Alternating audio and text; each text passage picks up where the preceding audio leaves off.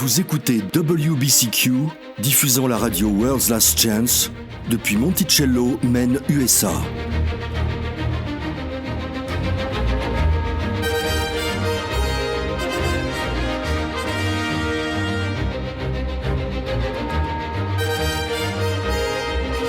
Crimes violents, troubles politiques, instabilité financière, tout indique une crise imminente, une crise sans précédent. Réglez votre fréquence sur Radio World's Last Chance pour découvrir comment vous préparer spirituellement à ce qui nous attend. Radio WLC prépare un peuple pour le retour très proche du Sauveur.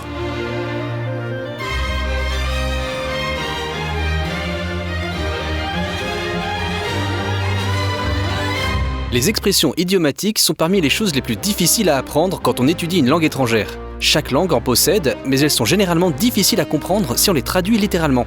Par exemple, en espagnol, on parle d'attraper les cheveux de quelqu'un, tomar el pelo, ce qui équivaut à l'expression mener en bateau en français, c'est-à-dire faire croire à quelqu'un quelque chose d'invraisemblable pour s'amuser de lui. En français, nous avons l'expression « coûter les yeux de la tête » pour quelque chose qui coûte très cher, alors qu'en anglais, ça coûte un bras et une jambe, an arm and a leg. Bonjour, je suis Thomas Roland et vous écoutez Radio WLC. Nos Bibles modernes ont été traduites à partir des textes originaux hébreux et grecs. Et parfois, si nous n'y prenons pas garde, le sens original de certaines expressions peut se perdre dans la traduction. L'une des expressions les plus intrigantes utilisées dans les Écritures est le terme « les derniers jours ». Elle apparaît parfois sous la forme « les derniers temps » ou « dans la suite des temps », « dans la suite des jours » ou encore « à la fin des jours ». Quelle que soit la façon dont l'expression apparaît, elle est toujours fascinante car, pour les croyants d'aujourd'hui, elle fait allusion à la fin du monde tel que nous le connaissons, juste avant le retour de Yahushua. Mais il y a des fois où le sens de « fin du monde » ne semble pas correspondre au contexte. Aujourd'hui, avec Jean-Olivier, nous allons partager sur ce que veut dire l'Écriture quand il est fait référence au dernier jour. Jean, est-il vrai que cette expression a parfois des significations différentes ? Parce que c'est le sentiment que j'ai en fonction du passage que je lis. Tu as raison, en tant que chrétien vivant littéralement dans les derniers jours de la terre, du monde tel que nous le connaissons, c'est-à-dire la période de temps juste avant le retour de Yahushua, il est facile d'imposer ce sens à tous les passages qui se réfèrent au dernier jour ou la suite des jours. Mais cette expression est en fait utilisée de 3 façons différentes dans la Bible. La première est celle que nous comprenons tous, les derniers jours, juste avant le retour de Yahushua, qui inaugurera une nouvelle époque. L'établissement du royaume de Yah. La deuxième façon dont l'expression est utilisée est pour se référer à plus tard, pendant la vie de l'auditoire visé, peut-être même à la fin de leur vie, mais toujours pendant leur époque. Troisièmement, les auteurs du Nouveau Testament ont utilisé cette expression d'une manière unique en l'appliquant au changement d'époque qui s'est produit quand le Messie est finalement venu. Nous en parlerons plus en détail dans un moment. Mais pour l'instant, pour répondre à la question, oui, les Écritures utilisent cette expression de plusieurs façons. Alors comment savoir quelle est la bonne quand on lit ? Eh bien, généralement, en fonction du contexte. Rappelons-nous que nous ne devons jamais forcer le sens d'un passage. L'une des règles de l'interprétation biblique consiste à déterminer si un passage doit être pris au sens propre ou au sens figuré. Si cela a du sens au sens propre, littéralement, il faut le prendre au sens propre, littéral. Je pense qu'une autre règle d'interprétation biblique peut être utilisée ici. Laisser l'Écriture s'interpréter elle-même. Absolument, c'est très important. Encore une fois, nous ne devons pas imposer un sens extérieur à un passage des Écritures. Nous devons le prendre comme il se lit. Il y a une autre règle d'interprétation encore, qui peut nous aider à déterminer comment comprendre ce que signifie l'expression « dernier jour » dans un passage donné. Si vous voulez savoir comment l'expression est censée s'appliquer, c'est-à-dire soit à un moment donné dans le temps, soit à une période dans le passé, soit à l'avenir, analysez si tous les détails du passage en question se sont déjà accomplis. Si c'est le cas, alors vous pouvez savoir que oui, cela a déjà été accompli. Mais si ne serait-ce qu'un seul de ces détails n'a pas été accompli, vous devez alors rechercher un accomplissement futur. Dans ce cas, il doit s'agir de la période de temps juste avant le retour de Yahushua. En parlant de cela, nous avons récemment eu une émission dans laquelle nous avons partagé le fait que plus de 2000 prophéties de la Bible se sont parfaitement accomplies, et que cela est une preuve de la fiabilité de la Bible. Beaucoup de non-croyants ne comprennent pas que pour qu'une prophétie soit considérée comme accomplie, tous les détails de la prophétie doivent se réaliser. Le fait que tant de prophéties aient déjà été accomplies à la lettre prouve que la Bible est totalement digne de confiance.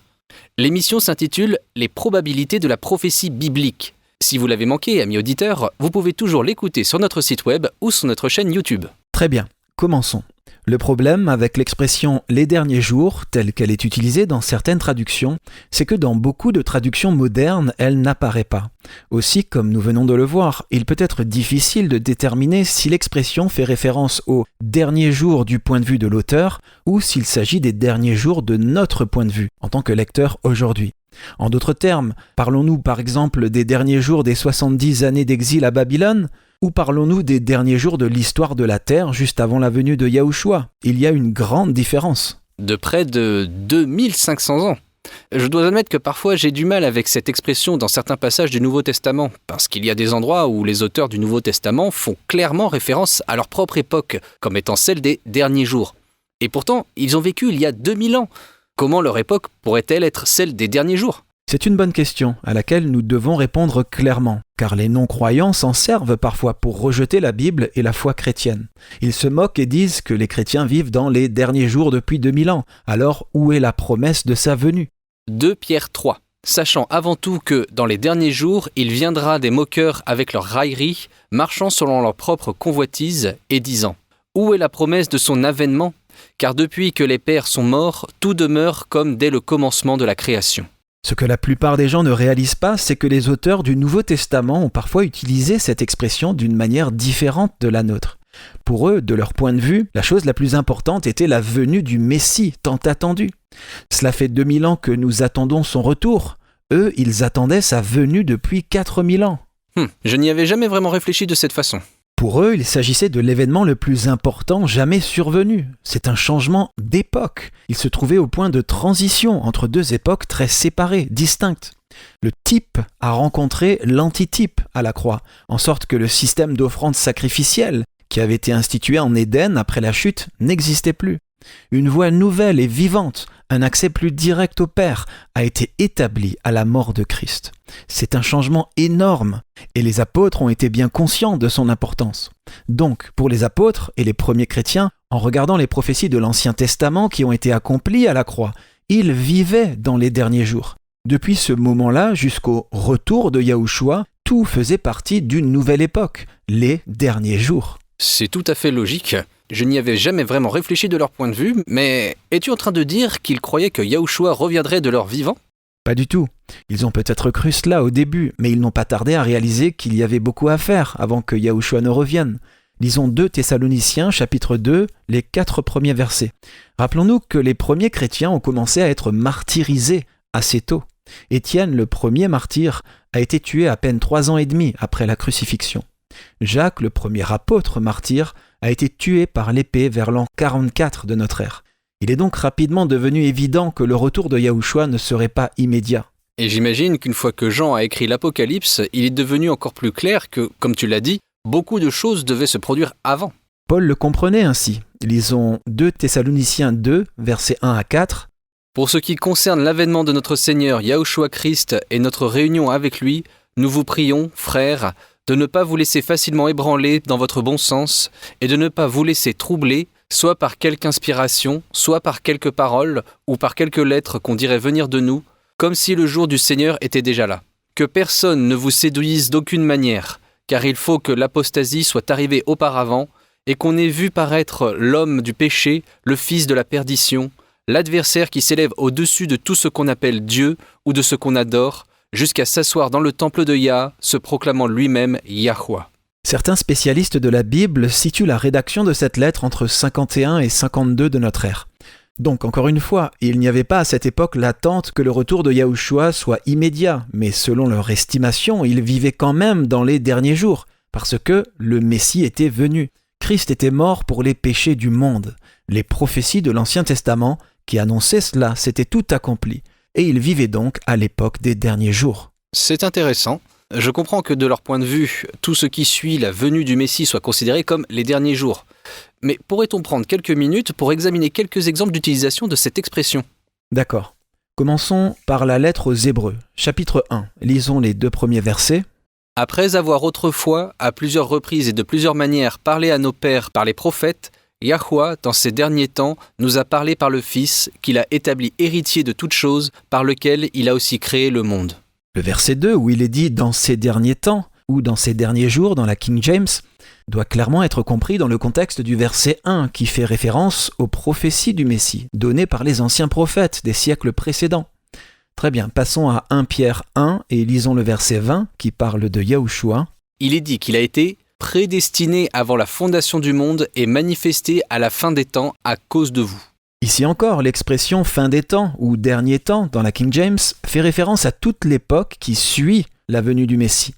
Le point principal souligné dans ces passages, c'est qu'il s'est produit récemment, du point de vue des auteurs, quelque chose qui contraste fortement avec ce qui se passait auparavant. Le système sacrificiel, avec tous ses symboles, a été accompli par la mort de Christ à la croix. Il était le grand antitype. Ce qui est intéressant, c'est qu'on trouve dans les passages de l'Ancien Testament une contrepartie à cela. Voyons quelques passages du Deutéronome. Deutéronome 4, verset 30, c'était environ 1300-1400 ans avant Christ, et de leur point de vue, ils attendaient avec impatience les derniers jours. Deutéronome 4, versets 30 et 31. Au sein de ta détresse, toutes ces choses t'arriveront. Alors, dans la suite des temps, ou dans les derniers jours, dans la King James, tu retourneras à Yahweh, ton Elohim, et tu écouteras sa voix. Car Yahweh, ton Elohim, est un Elohim de miséricorde qui ne t'abandonnera point et ne te détruira point. Il n'oubliera pas l'alliance de tes pères qu'il leur a jurée. Moïse dit aux enfants d'Israël qu'à l'avenir, certains de leurs descendants se rebelleront contre Yah et adoreront d'autres dieux. Cependant, dans ces derniers jours, quand cela se produirait, ils pourraient encore revenir à Yahweh, et il les entendrait et aurait compassion d'eux. Encore une fois, il s'agit d'une prophétie qui regarde vers l'avenir étant les derniers jours. Passons maintenant au chapitre 8 et lisons le verset 16. Dans ce chapitre, Moïse exhorte les enfants d'Israël à rester fidèles à Yah et leur raconte comment Yahweh a pris soin d'eux pendant leur errance dans le désert. Le verset 1 commence ainsi. « Vous prendrez garde à pratiquer tous les commandements que je vous commande aujourd'hui, afin que vous viviez et que vous multipliez, et que vous entriez dans le pays que Yahweh a promis par serment à vos pères, et que vous le possédiez. » Quelle est la conclusion au verset 16 ? Il t'a fait manger dans le désert la manne que tes pères n'ont pas connue, afin de t'humilier et afin de t'éprouver pour te faire du bien à la fin. D'accord. Que dit la version King James ou une autre traduction plus ancienne ? Il t'a fait manger dans le désert la manne que tes pères n'ont pas connue, afin de t'humilier et afin de t'éprouver pour te faire du bien au dernier jour, ou à ton dernier jour. Dernier jour. Encore une fois, il établit un lien entre quelque chose qui s'est produit auparavant et quelque chose qui se produira dans le futur. Mais évidemment, dans le contexte, cela ne devrait pas être interprété comme les derniers jours de la terre, avant que Yahushua ne revienne pour établir le royaume de Yah. Le point principal de ces passages est de souligner le fait que Yahweh est à l'œuvre tout au long de l'histoire humaine. Il était à l'œuvre à l'époque biblique, il est à l'œuvre aujourd'hui. Et il continue à œuvrer jusque dans le futur, le vouloir et le faire selon son bon plaisir, comme le dit Paul dans Philippiens 2. Nous devons nous rappeler qu'en toute chose, Yahweh est à l'œuvre. Et pas seulement dans la vie des croyants. Tu as raison, il est aussi à l'œuvre dans le monde qui nous entoure. En toute chose, Yahweh réalise ses desseins de bienveillance pour la race humaine. David avait compris cela, et il comprenait qu'il est important pour nous, en tant qu'humains, de le reconnaître. Lisons le psaume 39, verset 4. « Yahweh, dis-moi quel est le terme de ma vie, quelle est la mesure de mes jours, que je sache combien je suis fragile. » Passons à Proverbe 19 et lisons le verset 20. Cela nous montre que comprendre la volonté de Yah, recevoir des instructions de lui, avec un cœur ouvert, nous sera bénéfique à l'avenir. Proverbe 19, verset 20. « Écoute les conseils et reçois l'instruction, afin que tu sois sage dans la suite de ta vie. » Ou « en ton dernier temps, en ton dernier jour », selon les versions. Il est clair que l'expression « dernier jour » ici fait référence à la durée de notre vie individuelle. En revanche, dans Ésaïe 47, Babylone est fustigée pour ne pas avoir pensé à l'avenir et pris en compte ce qui se passerait dans le futur en fonction de ses actions présentes. Lisons Ésaïe 47, verset 7. « Et tu as dit, je serai souveraine pour toujours, jusqu'à ne point prendre ces choses à cœur, tu ne t'es pas souvenu de ce qui en serait la fin. » Si nous prêtons attention à ce que Yahweh fait, aux façons dont il œuvre à travers l'histoire pour le bien de l'humanité, deux choses se produisent. Premièrement, notre foi est renforcée. Quand nous voyons à quel point il est impliqué et l'a toujours été, nous savons que nous pouvons lui faire confiance pour nos vies individuelles également. Deuxièmement, ça nous aide à apprécier l'époque dans laquelle nous vivons. Nous vivons dans les derniers jours, amis auditeurs. ce qui signifie la période juste avant le retour de Yahushua. Ce sont des temps solennels, ces temps dans lesquels nous vivons. Mais nous pouvons être remplis de joie parce que nous savons quel sera le résultat final. C'est le retour de Yahushua et l'établissement du royaume de Yah sur la terre. Le pape François est entré dans l'histoire en 2013, en devenant le tout premier jésuite à être élu au souverain pontificat. C'était comme une règle non écrite que les jésuites n'aient jamais occupé de hautes fonctions dans la curie romaine. En fait, en 1767, le pape Clément XIV supprima l'ordre des jésuites, craignant qu'ils ne deviennent trop puissants. Alors, qu'est-ce qui a changé aujourd'hui ? Si le pape est un jésuite, et il l'est, savez-vous ce que croient les jésuites ? Qu'est-ce que cela signifie d'un point de vue religieux et politique que le chef de l'Église catholique romaine soit un jésuite ? Vous devez le savoir, car ce sont des mouvements très dangereux. Visitez notre site web worldslastchance.com pour en savoir plus sur les jésuites, ce qu'ils croient, ce qu'ils font et leur rôle dans les événements finaux de la Terre. Rendez-vous aujourd'hui sur worldslastchance.com.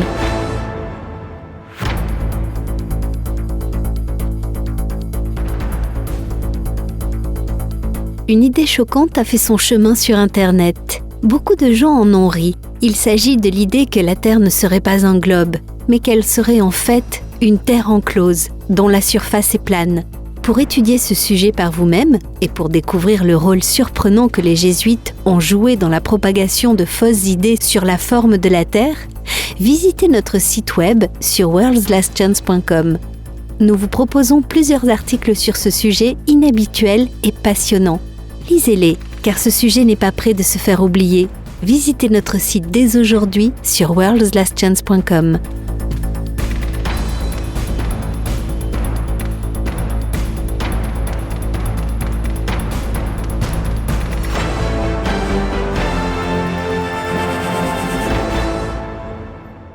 Les croyants ont parfois tendance à adopter un point de vue tout ou rien, comme une vision en noir et blanc, quand ils lisent les Écritures.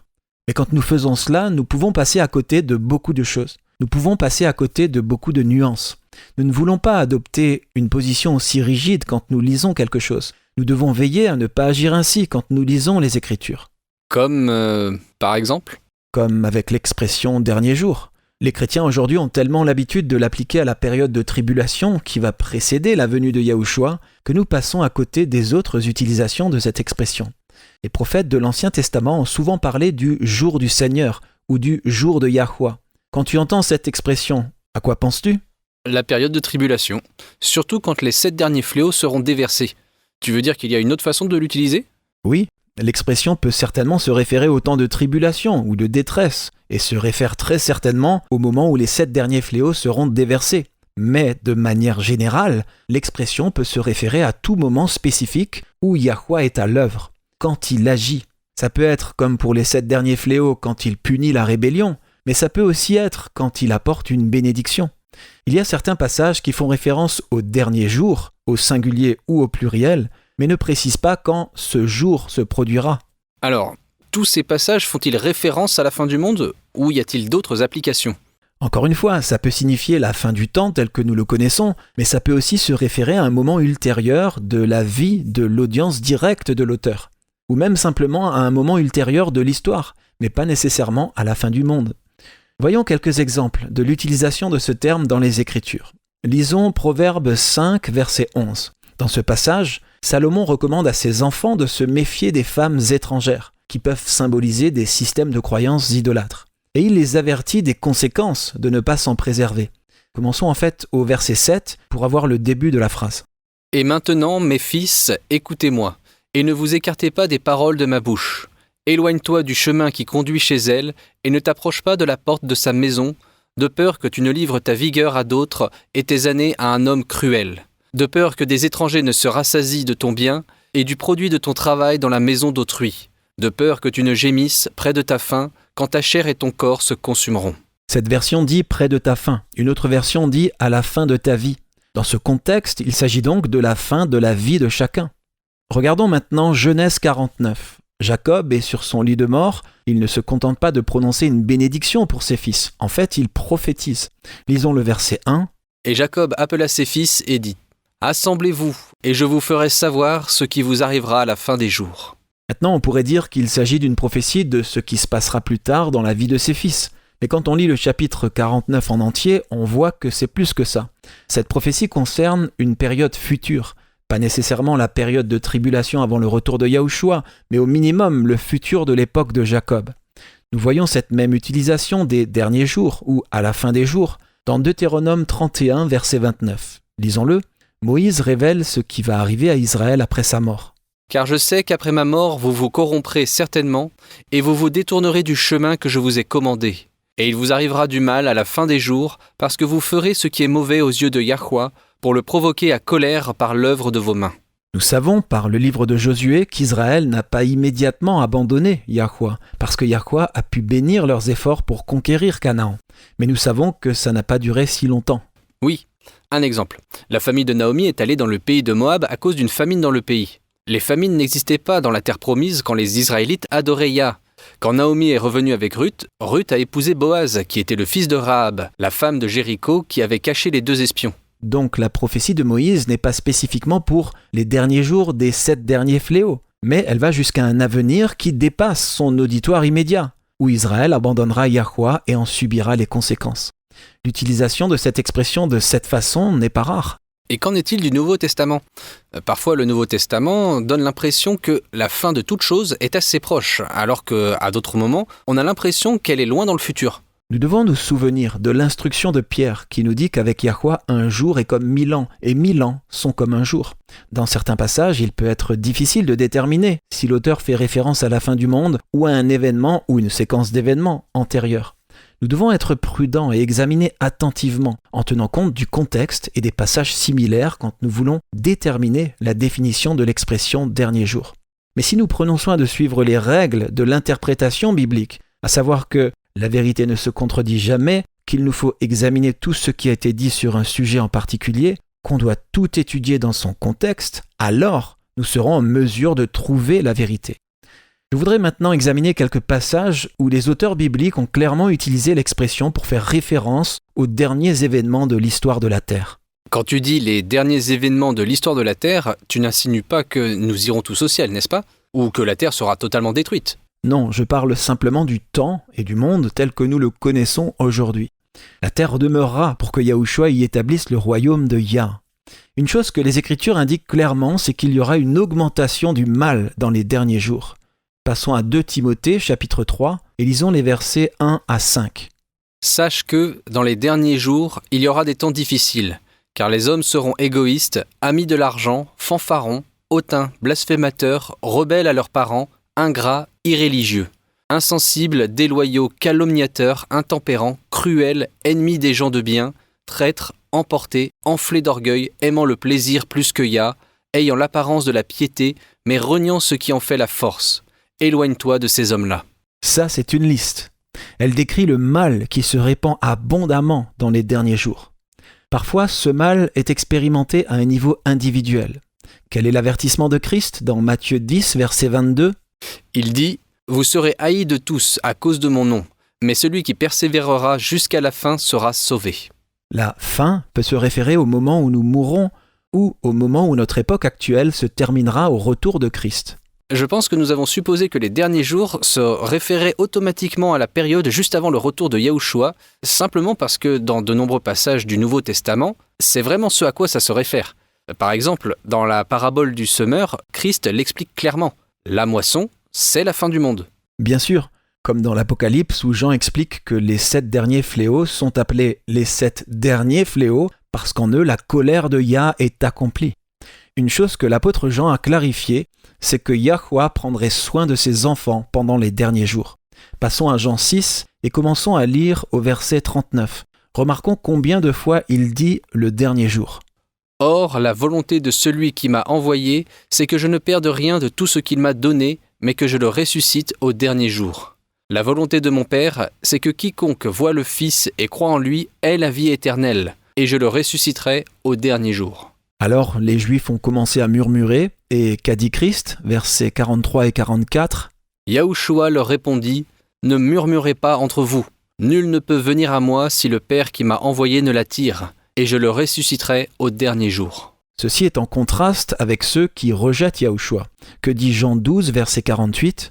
Celui qui me rejette et qui ne reçoit pas mes paroles à son juge, la parole que j'ai annoncée, c'est elle qui le jugera au dernier jour. Il est évident que cela ne s'est pas produit au cours de la vie d'un individu. Ça fait référence au jugement après le millénaire, quand le péché et les pécheurs seront finalement détruits. Et qu'en est-il de Matthieu 24, Marc 13 ou Luc 21, où Christ est interrogé sur la destruction de Jérusalem et la fin du monde ? Il est vrai que les disciples ont confondu les deux événements dans leur esprit, de sorte qu'il peut être difficile de dire quel verset parle de quel événement. D'autant plus que certains événements qu'il a prédits pour la destruction de Jérusalem ont une double application pour la fin du monde aussi. Cependant, si on fait bien attention, Yahushua déclare que certains événements que les croyants prendraient pour des signes de la fin ne sont en fait pas des signes de l'imminence de la fin. Lisons Luc 21, verset 9. Quand vous entendrez parler de guerre et de soulèvement, ne soyez pas effrayés, car il faut que ces choses arrivent premièrement. Mais ce ne sera pas encore la fin. La fin est donc à la fois un point dans le temps et une série d'événements. La série d'événements culmine à un moment donné. Tout au long de l'Écriture, il est dit que le grand et dernier jour est le point culminant de la victoire de Yahweh. La mise en place de son royaume éternel est le triomphe final. Qu'est-ce que l'ange Gabriel a dit à Marie à ce sujet ? Luc 1, verset 33. Il régnera sur la maison de Jacob éternellement, et son règne n'aura point de fin. Même dans l'Ancien Testament, on trouve des croyants qui attendent cette fin avec impatience. Job a exprimé sa foi d'une manière magnifique, montrant qu'il attendait aussi ce moment avec impatience. Lisons Job 19, versets 25 et 26. C'est une foi forte et profonde. Mais je sais que mon Rédempteur est vivant, et qu'il se lèvera le dernier sur la terre. Quand ma peau sera détruite, il se lèvera. Quand je n'aurai plus de chair, je verrai Yah. J'aimerais revenir sur un point que nous avons abordé plus tôt. Lisons 1 Pierre, chapitre 1, les versets 3 à 5. Béni soit Dieu, le Père de notre Seigneur Yahushua Christ, qui selon sa grande miséricorde nous a régénérés pour une espérance vivante, par la résurrection de Yahushua Christ d'entre les morts, pour un héritage qui ne se peut ni corrompre, ni souiller, ni flétrir, lequel vous est réservé dans les cieux, à vous qui, par la puissance de Yah, êtes gardés par la foi pour le salut, prêt à être révélé dans les derniers temps. Cela va en quelque sorte de pair avec la parabole du semeur, où Yahushua explique que la moisson est à la fin du monde. Ce que nous devons toujours garder à l'esprit, c'est l'énorme changement dont les premiers croyants ont fait l'expérience. Ils étaient nés et avaient grandi sous l'ancien ère, sous l'ancien système des sacrifices sanglants. Les lectures du prêtre qu'ils entendaient à la synagogue le jour du sabbat étaient celles qui annonçaient la venue du Messie. Cela a été un énorme changement de paradigme auquel tout le monde n'était pas prêt. Voyons Luc 4, c'était au début du ministère public de Yahushua. Il est retourné à Nazareth et comme c'était le sabbat, il s'est rendu à la synagogue pour adorer. Commençons la lecture au verset 16. Il se rendit à Nazareth où il avait été élevé et, selon sa coutume, il entra dans la synagogue le jour du sabbat. Il se leva pour faire la lecture et on lui remit le livre du prophète Ésaïe. L'ayant déroulé, il trouva l'endroit où il était écrit « L'Esprit du Seigneur est sur moi, parce qu'il m'a oint pour annoncer une bonne nouvelle aux pauvres. Il m'a envoyé pour guérir ceux qui ont le cœur brisé, pour proclamer aux captifs la délivrance et aux aveugles le recouvrement de la vue, pour renvoyer libres les opprimés, pour publier une année de grâce du Seigneur. » Ensuite, il roula le livre, le remit au serviteur et s'assit. Tous ceux qui se trouvaient dans la synagogue avaient les regards fixés sur lui. C'est une prophétie de l'Ancien Testament écrite environ 800 ans avant Christ. Elle annonçait le Messie. Puis, lors de ce sabbat particulier, Yahushua vient à la synagogue et lit la prophétie. Que se passe-t-il ensuite, verset 21 ? Alors il commença à leur dire « Aujourd'hui, cette parole de l'Écriture que vous venez d'entendre est accomplie. » Et tous lui rendaient témoignage. Ils étaient étonnés des paroles de grâce qui sortaient de sa bouche et ils disaient « N'est-ce pas le fils de Joseph ?» Le Sauveur ne parlait pas en parabole ici. Il a tout simplement déclaré, pour paraphraser, « Cette prophétie s'est accomplie aujourd'hui, ici et maintenant. » Et ils n'ont pas pu l'accepter. Pour eux, il n'était qu'un être humain comme les autres. N'est-ce pas le fils de Joseph ? Ils n'étaient pas prêts à accepter que l'attente soit terminée et que toutes les prophéties s'accomplissent en leur temps. Que s'est-il passé ensuite, verset 24 ? Mais, ajouta-t-il, je vous le dis en vérité, aucun prophète n'est bien reçu dans sa patrie. Je vous le dis en vérité, il y avait plusieurs veuves en Israël du temps d'Élie, lorsque le ciel fut fermé 3 ans et 6 mois et qu'il y eut une grande famille sur toute la terre. Et cependant, Élie ne fut envoyé vers aucune d'elles, si ce n'est vers une femme veuve, à Sarepta, dans le pays de Sidon. Il y avait aussi plusieurs lépreux en Israël du temps d'Élisée, le prophète, et cependant aucun d'eux ne fut purifié, si ce n'est Naaman le Syrien. Ils furent tous remplis de colère dans la synagogue lorsqu'ils entendirent ces choses. Et s'étant levés, ils le chassèrent de la ville et le menèrent jusqu'au sommet de la montagne sur laquelle leur ville était bâtie, afin de le précipiter en bas. Mais Yahushua, passant au milieu d'eux, s'en alla.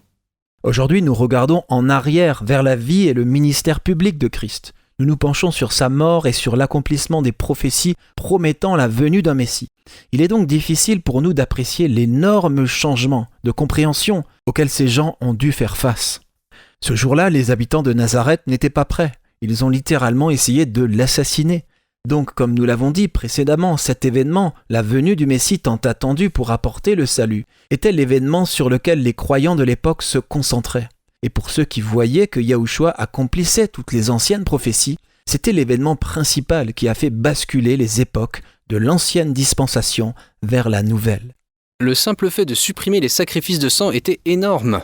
Nous savons que les sacrifices de sang annonçant la mort du Messie ont été institués à la chute. Cela faisait donc 4000 ans. Et tout d'un coup, c'était fini. On peut bien voir que cela leur demandait de s'adapter mentalement, n'est-ce pas ? Je ne pense pas qu'on apprécie suffisamment cet énorme changement de paradigme qui s'est produit il y a 2000 ans. Mais nous le devrions, parce que c'est l'accomplissement par le Messie de toutes ces anciennes prophéties. C'est sa mort prophétisée qui a rendu possible notre salut. C'est la vie parfaite de Yahushua qui lui a permis d'être ressuscité et emmené au ciel. C'est le don du salut, désormais accessible à tous, qui a poussé les apôtres à porter le message de l'Évangile à l'ensemble du monde connu en une seule génération.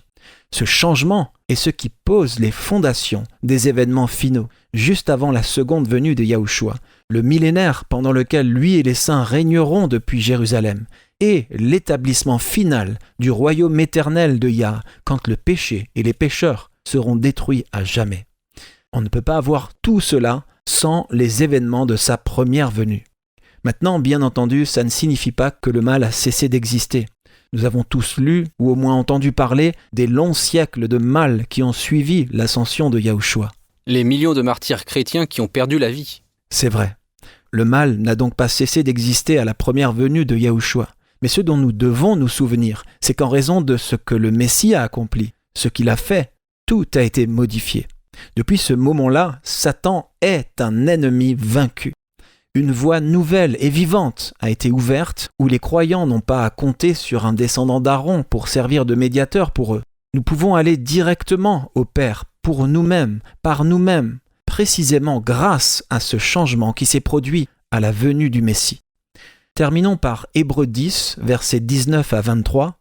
Ainsi donc, frères, puisque nous avons, au moyen du sang de Yahushua, une libre entrée dans le sanctuaire, par la route nouvelle et vivante qu'il a inaugurée pour nous au travers du voile, c'est-à-dire de sa chair, et puisque nous avons un souverain sacrificateur établi sur la maison de Yah, approchons-nous avec un cœur sincère dans la plénitude de la foi, les cœurs purifiés d'une mauvaise conscience et le corps lavé d'une eau pure. Retenons fermement la profession de notre espérance, car celui qui a fait la promesse est fidèle. D'un point de vue pratique, la date du retour de Yahushua n'a pas vraiment d'importance, car nous vivons actuellement les derniers temps, les derniers jours, comme le comprenaient les auteurs du Nouveau Testament. Ne partez pas les amis, à suivre notre courrier des auditeurs.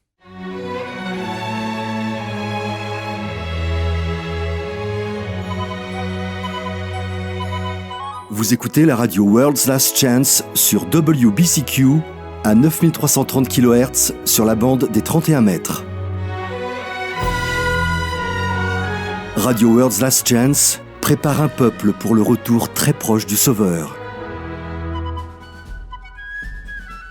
Le grand espoir de tout chrétien, depuis près de 2000 ans, est de vivre pour voir le Sauveur revenir sur les nuées de gloire. 1 Corinthiens 15 nous promet que les justes morts seront ressuscités et que les vivants seront changés en un instant, en un clin d'œil, à la dernière trompette. Mais, et ensuite ? Que se passera-t-il ensuite ? Pour le savoir, recherchez le royaume millénaire dans les cieux ou sur la terre sur worldslastchance.com. La Bible nous promet que l'œil n'a pas vu, l'oreille n'a pas entendu, et il n'est pas monté au cœur de l'homme ce que Yahweh a préparé pour ceux qui l'aiment.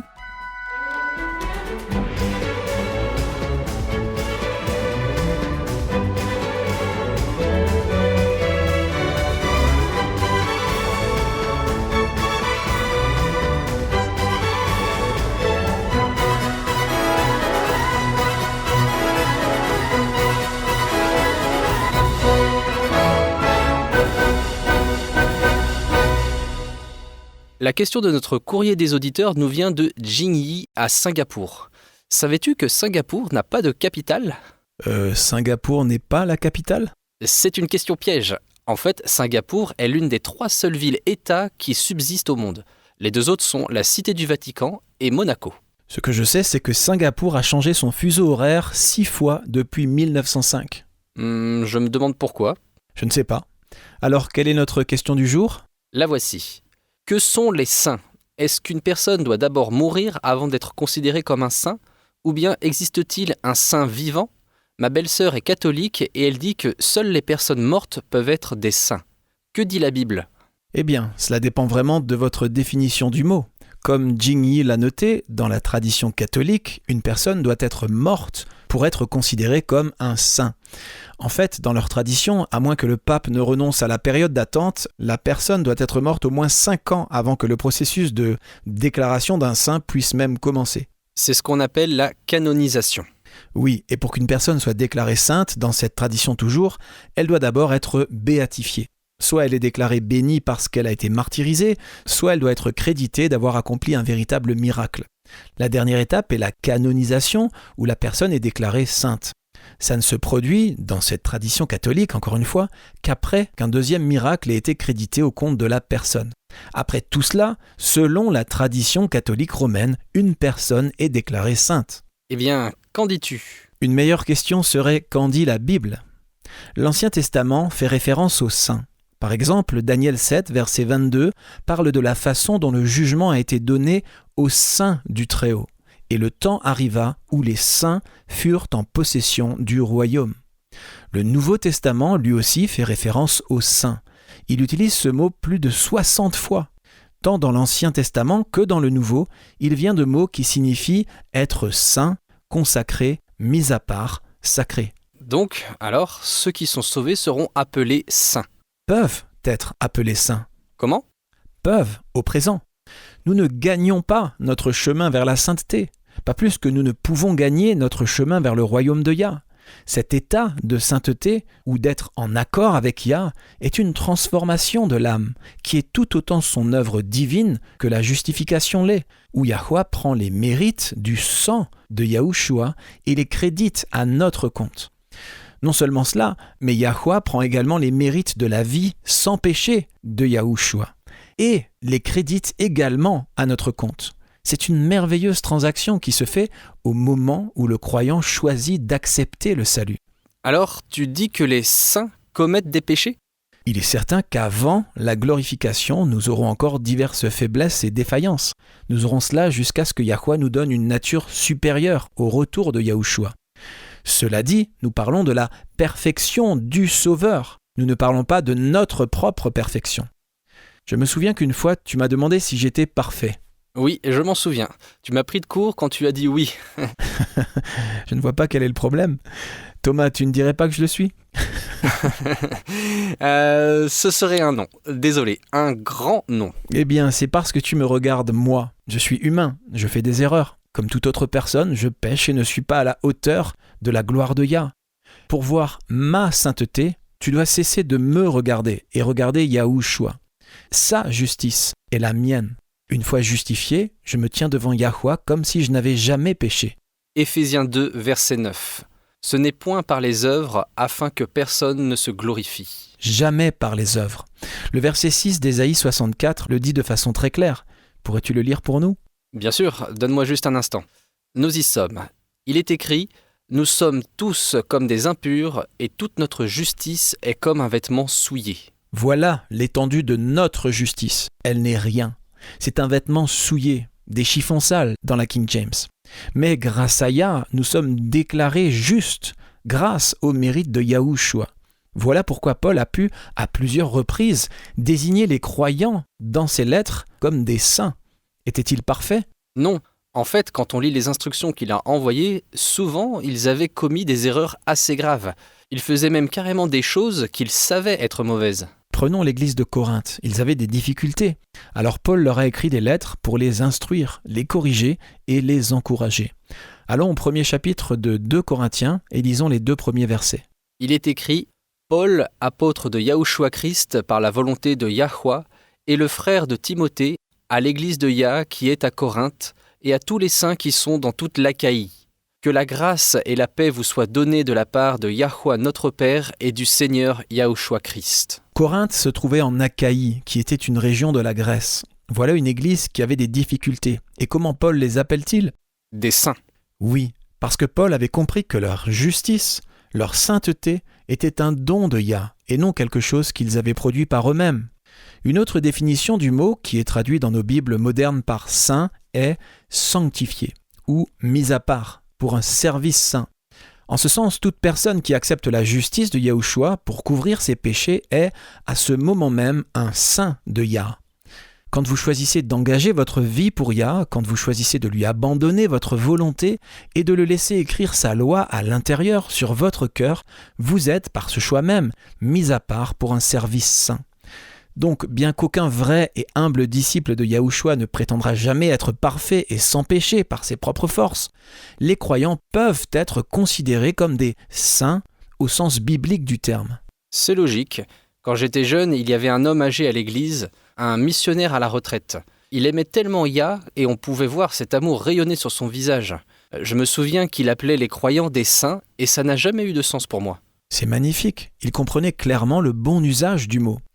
Et c'est bien, le mot « saint » est utilisé, si je puis dire, presque de façon habituelle, routinière dans le Nouveau Testament. Jetons un coup d'œil à Acte 9, verset 32, qu'est-il écrit ? « Comme Pierre visitait tous les saints, il descendit aussi vers ceux qui demeuraient à Lyde. » 1 Corinthiens 1, verset 2. « À l'église de Yahweh qui est à Corinthe, à ceux qui ont été sanctifiés en Christ Yahushua, appelés à être saints, et à tous ceux qui invoquent en quelque lieu que ce soit le nom de notre Seigneur Yahushua Christ, leur Seigneur et le nôtre. » Très bien. Maintenant, en Romains 1, verset 7. « À tous ceux qui, à Rome, sont bien-aimés de Yah, appelés à être saints, que la grâce et la paix vous soient données de la part de Yahweh notre Père et du Seigneur Yahushua Christ. » J'aime ça. Nous sommes appelés à être saints. C'est une chance égale pour tout le monde. C'est vrai. Alors, comment pouvons-nous profiter de cette opportunité ? Comment pouvons-nous devenir des saints ? Passons à 1 Corinthiens chapitre 6 et lisons les versets 9 à 11. Qu'est-il écrit ? « Ne savez-vous pas que les injustes n'hériteront point le royaume de Yah ? Ne vous y trompez pas, ni les impudiques, ni les idolâtres, ni les adultères, ni les efféminés, ni les infâmes, ni les voleurs, ni les cupides, ni les ivrognes, ni les outrageux, ni les ravisseurs n'hériteront le royaume de Yahweh. Et c'est là ce que vous étiez, quelques-uns de vous. Mais vous avez été lavés, mais vous avez été sanctifiés, mais vous avez été justifiés au nom du Seigneur Yahushua Christ et par l'Esprit de notre Dieu. » Nous sommes tous des pécheurs. Beaucoup de chrétiens qui ne boivent pas vont s'en prendre aux alcooliques. Ou s'ils sont hétéros, ils vont dénoncer les homosexuels. Mais la vérité est que nous sommes tous des pécheurs. La différence est que les chrétiens ont été lavés dans le sang de l'agneau. Nous avons été mis à part pour un usage saint. La sanctification est également un don, un cadeau du ciel, et se fait également par le sang de Yahushua. Hébreux 13, verset 12 nous dit « C'est pour cela que Yahushua aussi, afin de sanctifier le peuple par son propre sang, a souffert hors de la porte. » C'est logique. Aucun d'entre nous n'a en lui la capacité de se rendre saint. Écoutez Hébreux 10, verset 14. Il est écrit « Car par une seule offrande, il a amené à la perfection pour toujours ceux qui sont sanctifiés. » Quand vous mettez votre confiance dans la parole de Yahweh, déclarant que le sang de Yahushua vous a sanctifié et que vous avez été purifié et justifié en son nom, vous êtes justifié. C'est comme si vous n'aviez jamais péché. Quand Yahweh vous regarde, il vous regarde comme si vous aviez toujours vécu la même vie parfaite et sans péché de Yahushua. Voilà ce que signifie d'être revêtu de la justice de Yahushua. Pour conclure, lisons Galates 3, versets 26 à 29. « Car vous êtes tous fils de Yahweh par la foi en Christ Yahushua, vous tous qui avez été baptisés en Christ, vous avez revêtu Christ. Il n'y a plus ni juif, ni grec, il n'y a plus ni esclave, ni libre, il n'y a plus ni homme, ni femme, car tous vous êtes un en Christ Yahushua. Et si vous êtes à Christ, vous êtes donc la postérité d'Abraham, héritier selon la promesse. La justification, la sanctification, tout est un don de la grâce parce que Yahweh vous aime.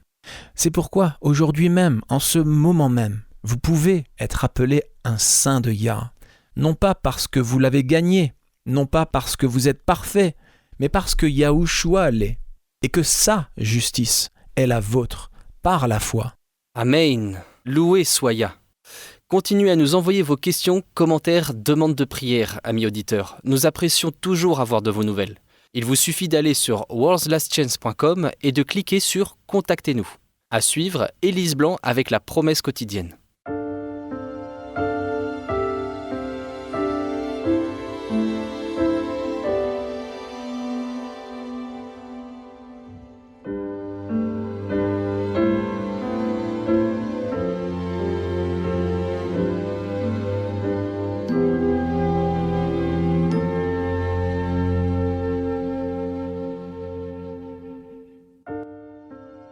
Vous écoutez Élise Blanc pour votre promesse quotidienne de la parole de Yah. Hébreux 13, verset 16 nous dit « Et n'oubliez pas de faire du bien et de partager avec les autres, car de tels sacrifices plaisent à Yahweh. » Siobhan Kukolik est auteur, orateur public et coach de vie à Toronto, au Canada, ayant une amie enseignante de la petite enfance, partageant souvent des choses intéressantes sur son travail.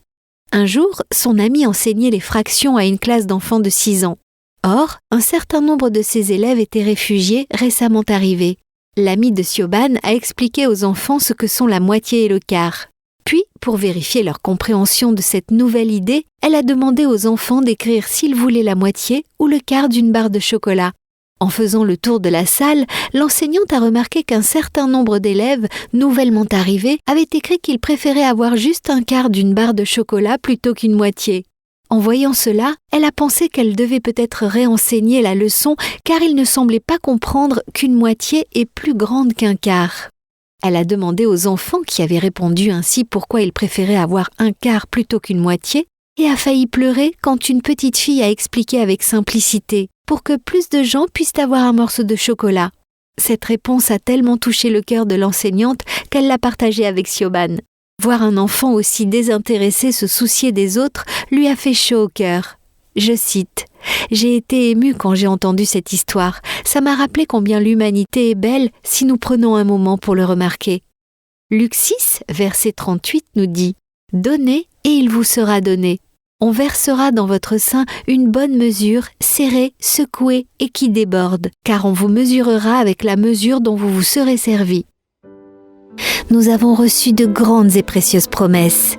Réclamez-les dès maintenant.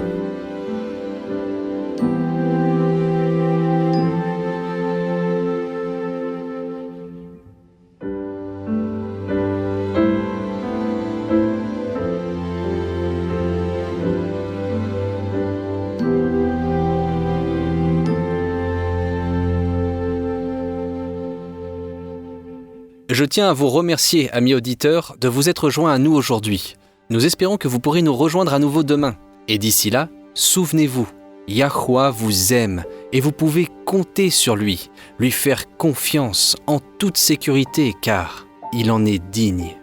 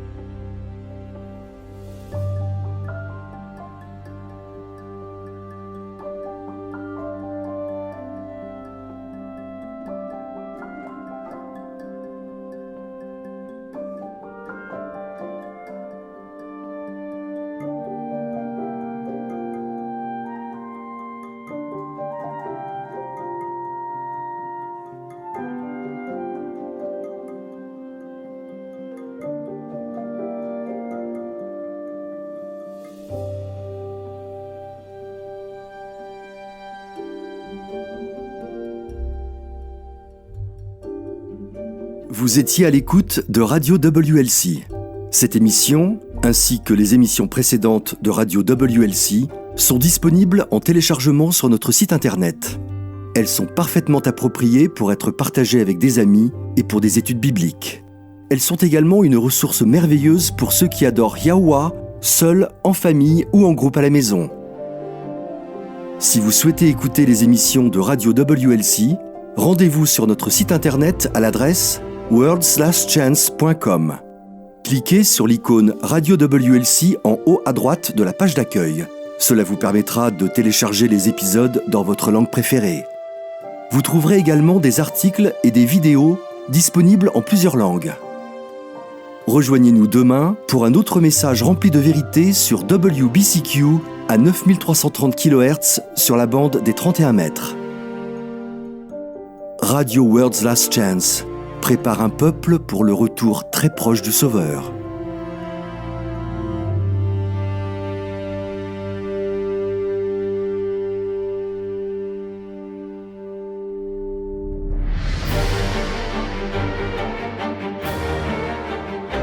Apocalypse contient des informations vitales pour tous ceux qui vivent aujourd'hui. Les chapitres 8 et 9 sont particulièrement importants. Ils prédisent des événements cruciaux qui auront lieu dans un avenir proche. Ils sont décrits comme 7 trompettes. Quand ces 7 trompettes commenceront à sonner, nous saurons que nous sommes à quelques mois du retour de Yahushua. Pour en savoir plus, visitez notre site web worldslastchance.com. Nous avons beaucoup d'articles et de vidéos couvrant plusieurs aspects de ce sujet des plus importants. C'est sur worldslastchance.com. Visitez notre site dès aujourd'hui. Il ne reste plus beaucoup de temps.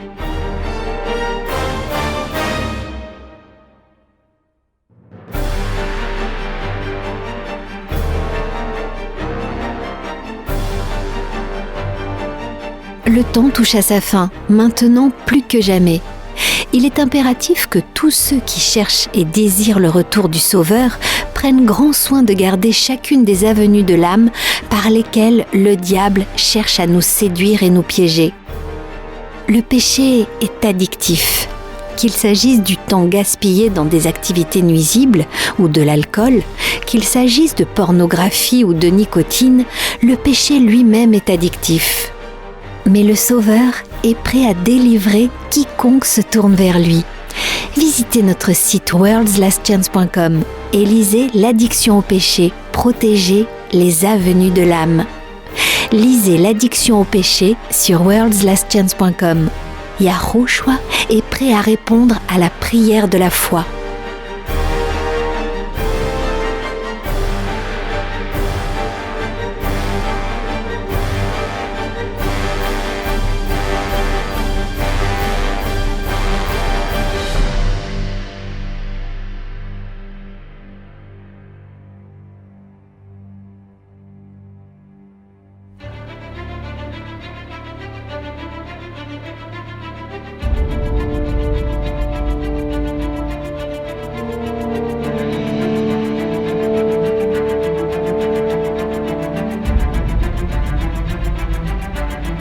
Merci d'avoir été à l'écoute de ce programme sur Radio WLC.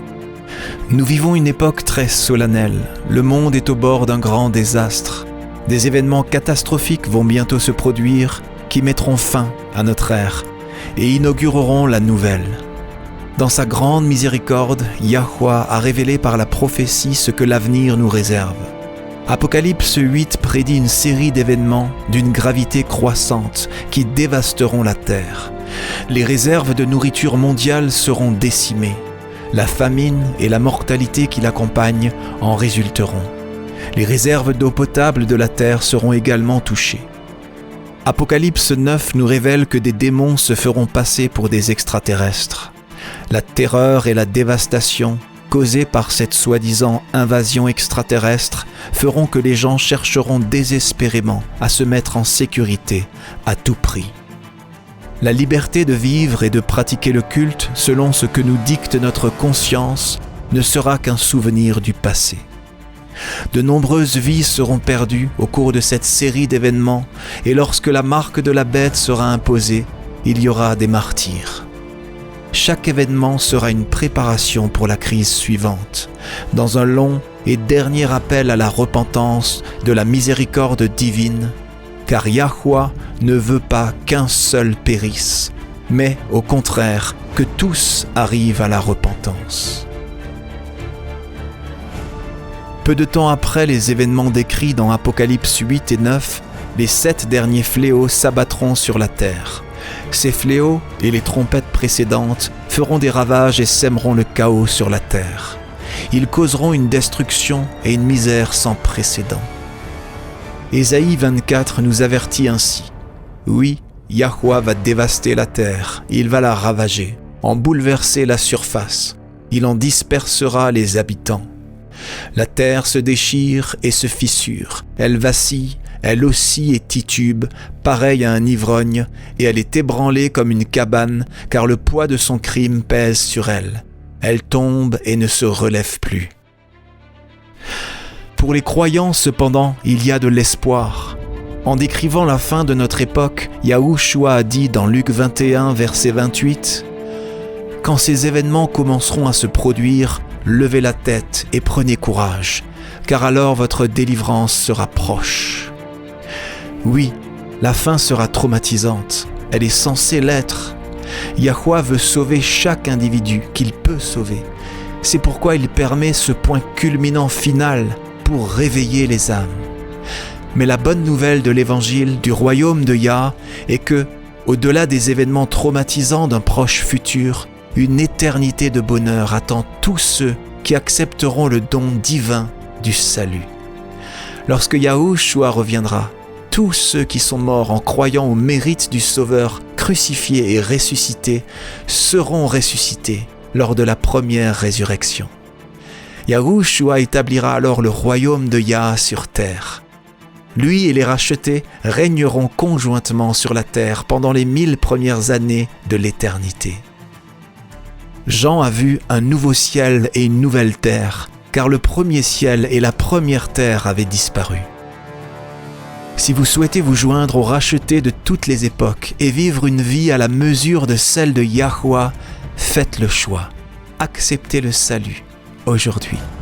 Vous n'avez pas besoin de vous y préparer par vous-même. La vérité est que vous ne le pouvez pas. Et moi non plus. Personne ne le peut. Venez à lui tel que vous êtes. N'attendez pas d'avoir cessé de pécher. Vous ne vous améliorerez pas par vos propres efforts. Acceptez l'invitation de Yahweh à devenir membre de son royaume terrestre éternel. Lorsque vous accepterez cette précieuse invitation, Yahweh vous offrira un tout nouveau cœur.